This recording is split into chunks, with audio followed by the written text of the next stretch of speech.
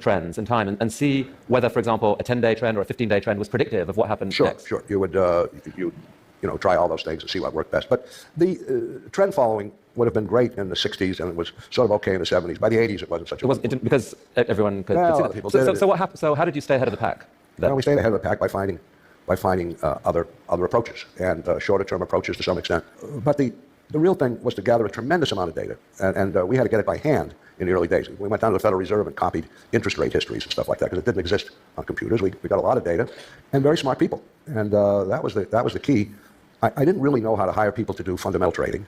I had hired a few, some made money, some didn't make money. I couldn't make a business out of that, but I didn't know how to hire scientists, because I have some taste in that department. And so that's what we did. And gradually, the models got better and better and better and better. I mean, I think you're credited with doing something remarkable at Renaissance, which is building this culture or this group of people who weren't just hired guns who could be lured away by money. Their motivation was doing exciting mathematics and science. Well, I hope that might be true, but some of it was money. They made a lot of money. I can't say that no one came because of the money. I think a lot of them came because of the money, but they also came because it would be fun. What role did machine learning play in all this?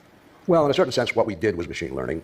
You look at a lot of data and you try to simulate different predictive schemes until you get better and better at it. It doesn't necessarily feed back on itself the way we did things, but it worked. So these different predictive schemes can be really quite wild, quite unexpected. I mean, you look at everything, right? You look at weather, length of dresses, political opinion. Length of dresses we didn't try, but... what sort of things? Well, everything. I mean, everything is grist for the mill, except hem lengths, I have to say. Weather, annual reports, monthly, quarterly reports, the historic data itself, volumes, you name it, whatever there is. We take in terabytes of data a day and store it away and massage it and get it ready for analysis. And you're looking for anomalies. You're looking for, like you said, the efficient market hypothesis. But only one anomaly might be just a random thing. So is the secret here to just look at multiple strange anomalies and see when they align?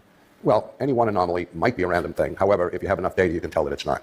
So you can see an anomaly that's persisted for a sufficiently long time, so the probability of it being random is not high. But these things fade after a while. Anomalies can get washed out, so you have to keep on top of the business. A lot of people look at the hedge fund industry now and are sort of...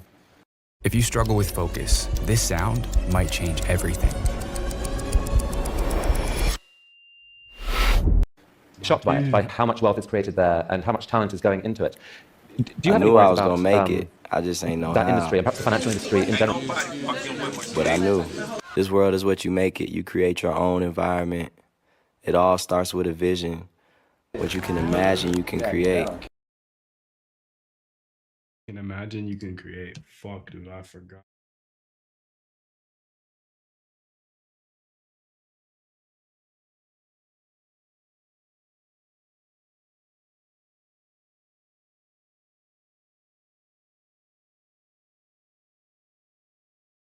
Kind of being on a runaway train that's I don't know, helping increase inequality, or how would you It's got Jim Simons in it a few times, so that last interview we watched, there's a segment of him that's in this sound, and I just want to surround myself with people ahead of me.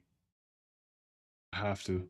No offense to the people in the chat, but the whole public being able to get into my brain, they ain't with me, so I like to be around people that can push me to be great. So champion what's well, actually, I think in the last 3 or 4 years, hedge funds have not done especially well. We've done dandy, but the hedge fund industry as a whole has not done so wonderfully. The stock market has been on a roll going up, as everybody knows, and price-earnings ratios have grown. So an awful lot of the wealth that's been created in the last, let's say, 5 or 6 years has not been created by hedge funds. So it's just another, people would ask me, what's a hedge fund? And I say, 1 in 20. I mean, which means now it's 2 and 20. It's 2% fixed fee and 20% of profits. Hedge funds are all different kind of creatures. Rumor has it you charge slightly higher fees than we that. Charge the highest fees in the world at one time. 5 and 44. That's what we charge. 5 and 44. Yeah, 5% fixed fee. 5% flat, 44% of upside. You still made your investors spectacular amounts of money. We made good returns. Yes. People got very mad at my investors. How can you charge such high fees? I said, okay, you can withdraw, but no, how can I get more? Was what. How can I get more? But at a certain point, as I think I told you, we bought out all the investors because there's a capacity. There's a capacity to define. But should we worry about the hedge fund industry attracting too much of the world's great mathematical and other talent to work on that, as opposed to the many other problems in the world? world? It's not just mathematics. We hired astronomers and physicists and things like that.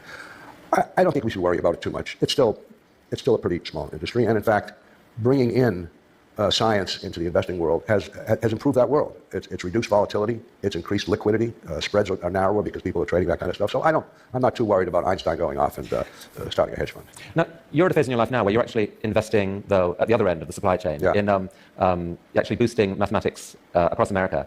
This is your wife, Marilyn, and you're working on philanthropic issues together. Tell me about that. Well, yeah, we are. Marilyn started, there she is up there, my beautiful wife. She started the foundation about 20 years ago, I think 94. I claim it was 93, she says it was 94, but it was one of those 2 years. We started the foundation. And just as a convenient way to give charity, she kept the books and so on. And we did not have a vision at that time, but gradually a vision emerged, which was to focus on math and science, to focus on basic research. And that's what we've done. And 6 years ago or so, I left Renaissance and went to work at the foundation. So that's what we do. And so Math for America here is basically investing in math teachers around the country, giving them some extra income and giving them support and coaching and really trying to make that more effective and make that a calling to which teachers can aspire. It's instead of beating up the bad teachers, which has created morale problems all through the educational community, in particular in math and science, we focus on celebrating the good ones and giving them status. We